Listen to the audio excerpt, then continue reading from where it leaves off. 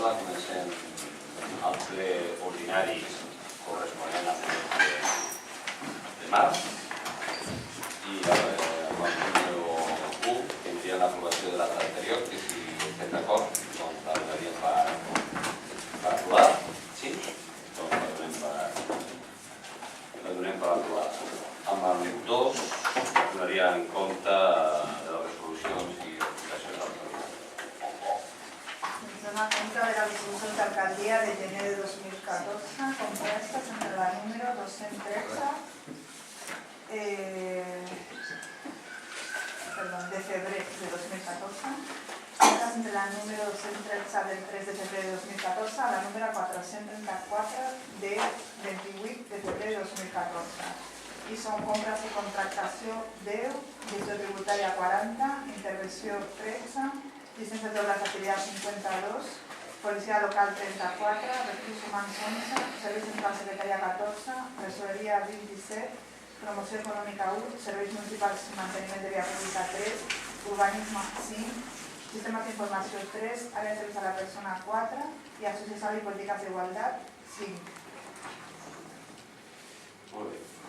Doncs passaríem al punt número 3, que és el dictamen de donar compte. Sí, dona també en compte d'un acord de la Junta de Govern del 3 de març de 2014 en la qual s'aprova la normativa reguladora del procés de matriculació de les escoles bressol musicals, el Solet, el Timbal, el Llevant del Pi, la Llar d'Infants i la Pomera pel curs 2014-2015. Doncs ara sí passem al punt número 3, que serà el donar compte de la liquidació del pressupost de l'any 2013, doncs com recordeu a la comissió informativa vam veure i vam entregar la liquidació corresponent a l'exercici 2013, una liquidació que ha cobert les expectatives, especialment d'ingressos que s'havien marcat amb el pressupost. Hem fet front també a tots els imprevistos i hem controlat també tota la despesa. Així que ha estat una liquidació equilibrada, amb un remanent positiu, ja que amb aquesta liquidació corresponent a l'any 2013, pagades totes les factures del 31 de desembre i del 31 de gener d'aquest any, pràcticament totes, i amb un petit remanent de tesoreria que permet, sobretot, els objectius que ens havia marcat tots plegats amb el pressupost, complir-los. Ara aquesta liquidació el que farem serà enviar-la tant a la Generalitat de Catalunya com al govern de l'Estat, per tal que tinguin coneixement i la puguin revisar també totes les comptes d'aquest any 2013. En qualsevol cas, si és una compte, vostès tenen aquesta liquidació i ara tampoc correspon no és votar. Passaríem al punt número 4, que seria el dictamen d'aprovació de rectificació de l'inventari de béns de l'Ajuntament de Sant Joan d'Espí. Doncs no hi ha pràcticament grans canvis, l'inventari se va actualitzant al llarg de tot l'any, a la compra d'ordinadors, a la concessió de parades, per exemple, del mercat i a l'adquisició d'algun vehicle en aquest moment en aquest sentit sí que però no hi ha hagut canvis substancials, però sí que procedeix a l'aprovació de l'inventari, que és la relació de tots els béns que té l'Ajuntament a final d'any, d'acord amb la llei i amb els compromisos que tenim. Convergència? Iniciativa? Abstenció? Partit Socialista? A favor. Fent el punt número 5è, que també és l'aprovació provisional de la modificació del pla especial d'adequació de la normativa del polígono industrial Fontsanta de Sant Joan d'Espí. Doncs ja vam fer l'aprovació provisional aquí al ple, hem anat a la Generalitat i ara, de fet, estem fent aquesta aprovació i encara tornarà i anirà a la Generalitat. El polígon industrial, com vostès saben, és un polígon que les seves ordenances tenen pràcticament 30 anys en el seu moment i ben assumit tot plegat el de modificar modificar i actualitzar aquestes ordenances. S'ha fet un procés de participació molt important amb els propietaris, sobretot del polígon, amb els serveis tècnics de l'Ajuntament. Ho hem pogut discutir diverses vegades també les limitacions que té el polígon, però també amb l'objectiu de, en funció de les diverses possibilitats, facilitar i flexibilitzar la instal·lació d'indústries per tal de generar activitat amb el polígon industrial. Com vostès recordaran, i ho hem parlat, la superfície mínima de la parcel·la en aquell moment per poder generar una activitat era de 800 metres. Vam decidir rebaixar-la a 300 per tal de, amb algunes naus, fer més compatibles la instal·lació d'activitats, donat que a vegades trobar una activitat o un taller que necessita 800 metres a part del cos, moltes vegades ho fa, des d'aquest punt de vista, ho fa inviable, i hem fet una reducció de 300 metres. També dintre del polígon industrial se pot fer la venda de productes amb espais comercials fins a 300 metres, sempre i quan aquests productes es fabriquin dintre del mateix polígon industrial. I si tenim el taller al polígon industrial, pot haver-hi la botiga de venda d'aquest producte. Per exemple, els bombons, el xocolata esblanxat. Seria un exemple que té l'activitat dintre del polígon industrial i que podria fer la venda dels seus productes. I també es permet indústries superposades, hi ha naus de 2 plantes, i en aquest sentit, sempre i quan hi hagi a la planta baixa una entrada de 100 metres aproximadament, després es pot també superposar l'activitat en la primera planta.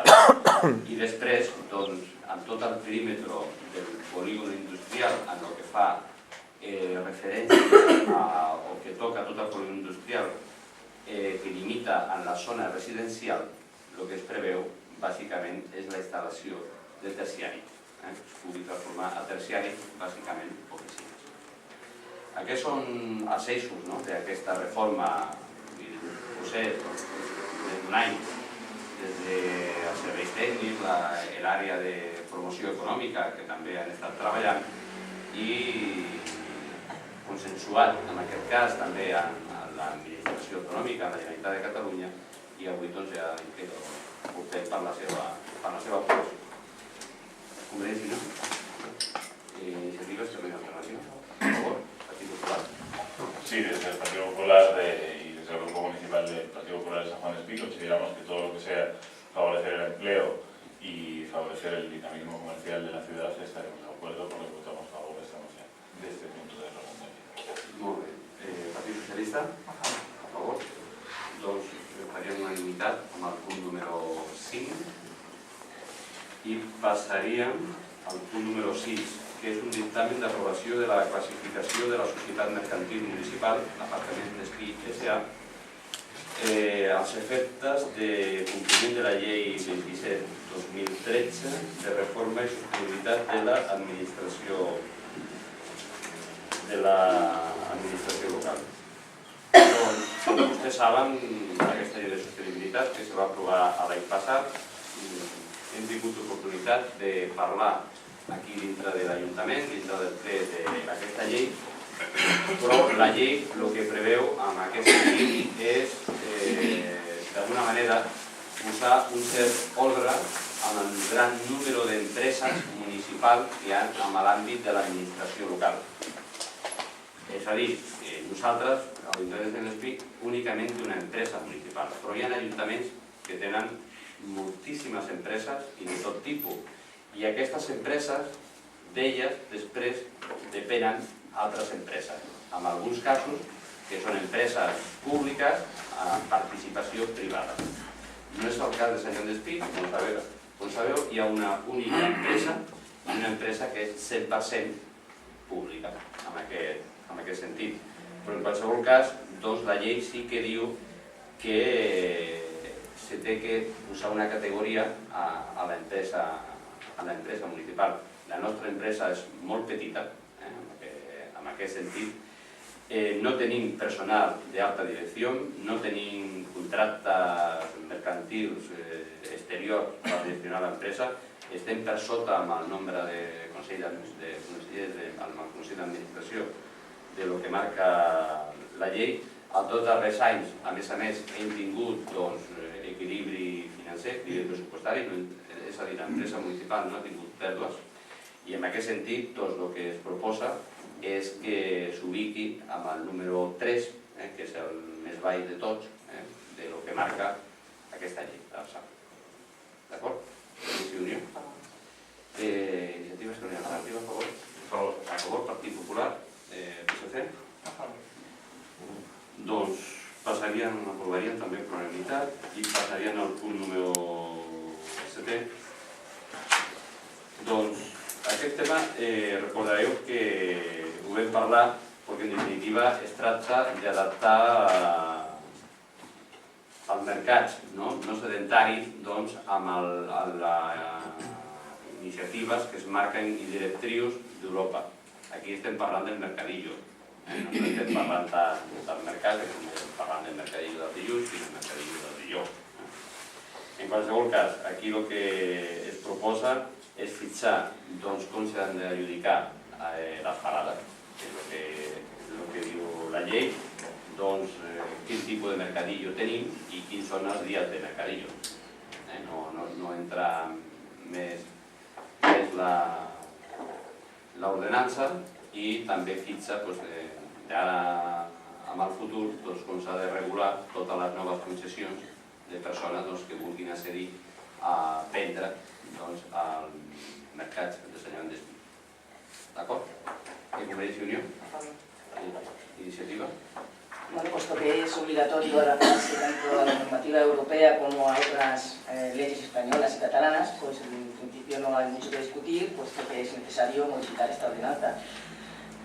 Nosotros vamos a votarla a favor y cuando se inicie el periodo de exposición pública, entonces consultaremos con los paradistas y algunas personas interesadas y si lo vemos conveniente, pues en ese momento ya votaremos alguna alegación, si es necesario. Molt bé, moltes gràcies. Partit Popular, a favor? Partit Socialista? A favor. Doncs l'aprovaríem per unanimitat aquesta proposta, que seria el punt número 7, i passarien al punt número 8, que seria l'aprovació del Pla de Joventut Local 2014-2017, que entre altres coses és imprescindible per a les nostres relacions amb la Generalitat de Catalunya i que el Departament de Joventut de Sant Joan d'Espí, en un procés participatiu, s'ha tirat cap endavant amb l'objectiu de millorar l'ocupabilitat de les persones joves i oferir tota una sèrie d'eines i recursos, sobretot en capítols com són l'educació, la formació, l'assessorament dels joves, i en aquest sentit s'han treballat 5 eixos temàtics que han estat els que marcaven el pla i el que ja vam veure en el seu moment, que era educació, treball, habitatge, salut i participació i cohesió social. A partir d'aquí hem parlat de joventut en diversos sectors, el resultat és el pla que s'ha aprovat i és el que portarem a la Generalitat d'altres coses per totes les polítiques de subvencions que s'aporten i que són imprescindibles per poder continuar treballant, però que la regidoria de joventut ha fet un bon treball en aquest sentit per portar-lo cap endavant. Convergència i Unió? Iniciativa? Es muy importante, creemos nosotros, que exista un plan de juventud en el que se recojan las actividades y las medidas que se quieren poner en marcha o continuarlas en los próximos años con el objetivo de favorecer la participación de la juventud. Creemos que se ha hecho un buen trabajo, que este plan de juventud es bastante completo, aunque seguramente es mejorable y faltan algunas cosas. Como todo plan, está abierto a futuras propuestas que se pueden ir incorporando a lo largo de su periodo de vigencia. Y nosotros, en nuestro grupo municipal, así lo haremos. Ahora votamos a favor. ¿Partido Popular? Sí, desde el Partido Popular consideramos que se ha hecho un esfuerzo razonable a la hora de desarrollar este plan de juventud. Entendemos que hay otras problemáticas, como puede ser, por ejemplo, el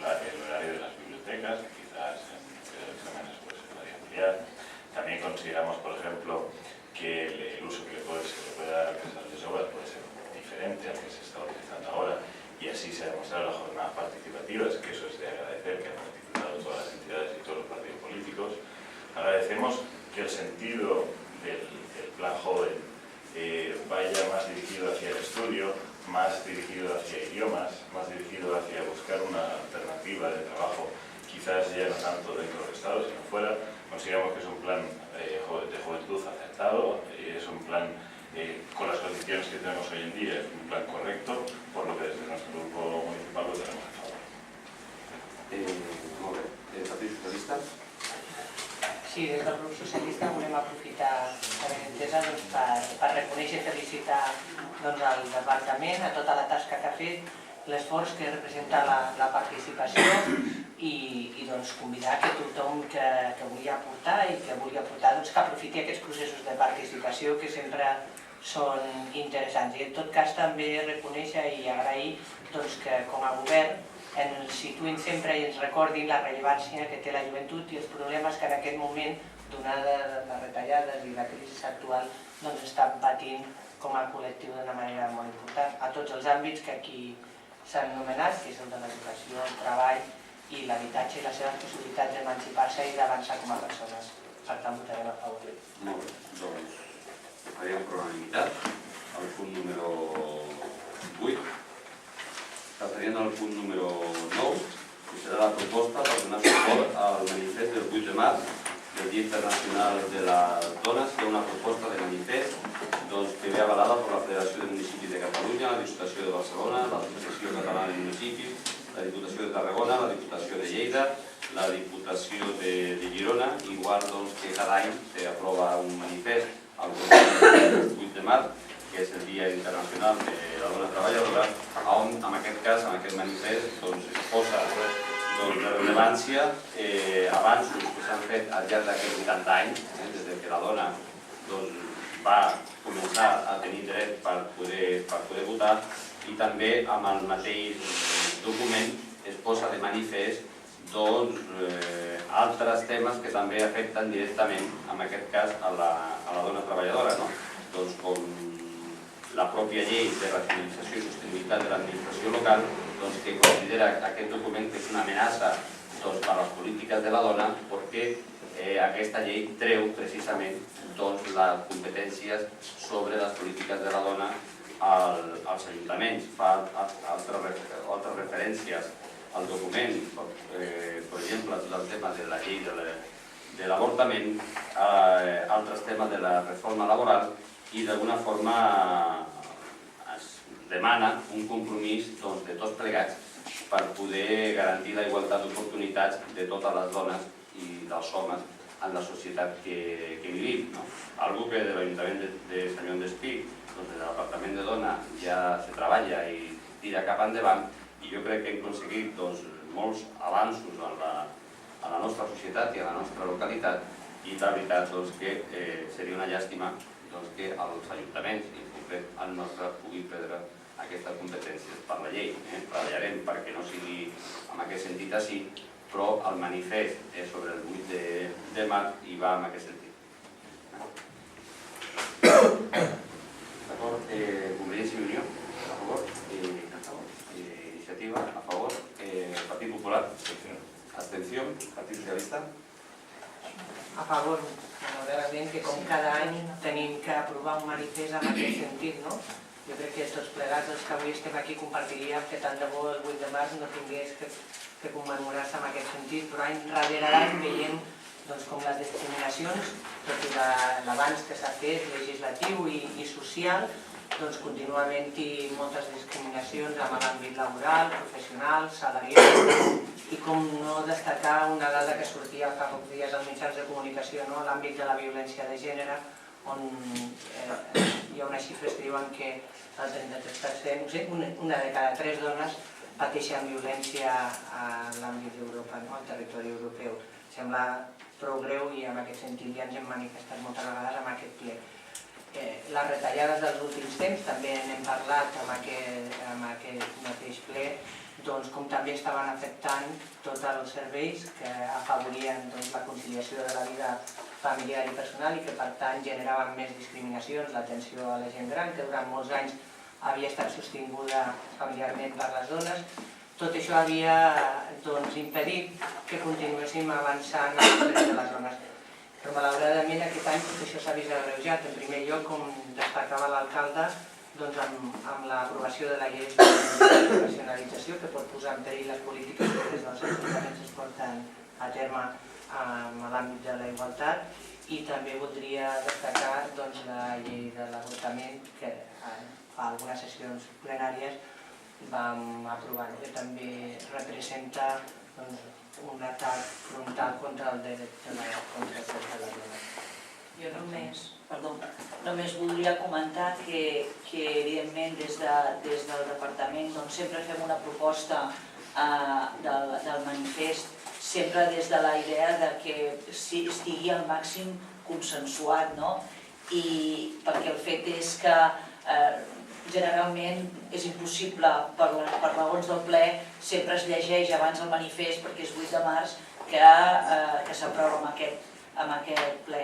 Però malauradament que aquest any no hagi pogut ser consensuat i votat a favor per tots els grups municipals, com tradicionalment sempre ho fem, realment també m'agradaria mostrar que em sap greu, sap greu que no hagi pogut ser així, però és evident que hi havia dos temes i dos punts que el manifest del 8 de març no podia obviar. Doncs, en l'abstenció del Partit Popular i a favor de la resta de grups, donarien suport al manifest del 8 de març, Dia Internacional de la Dona, i passarien a...